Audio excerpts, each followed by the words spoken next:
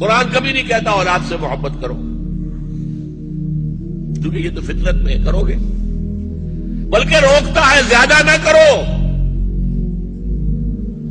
ان من ازواجکم واولادکم عدوا لکم فاحذروہم، یہ جو تمہارے اندر فطری ایک محبت ہے، اس کے بنا پر وہ تمہارے دشمن بن سکتے ہیں، ان کی محبت میں تم غلط کام کرو گے، ان کو اچھے سے اچھا کھلانے کے لیے تم حرام کمائی کے اندر جو ہے ہاتھ ڈالو گے، لہذا ریسٹرین کرو، اس لگام کو کھینچ کر رکھو۔ محبت ایک حد سے زیادہ نہیں ہونی چاہیے اولاد سے۔ ہاں والدین سے محبت کرو، جو فطری تقاضا نہیں ہے۔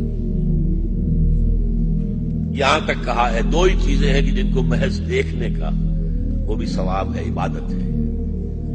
آپ بیٹھ کر مسجد حرام میں خانہ کعبہ کو دیکھتے رہے احترام اور تعظیم کے ساتھ، آپ کچھ نہیں کر رہے، نہ طواف کر رہے ہیں، نہ کچھ پڑھ رہے ہیں، نہ قرآن دیکھ رہے ہیں، یہ بھی عبادت ہے۔ اور بوڑھے والدین کو محبت بھری نگاہ سے دیکھنا بھی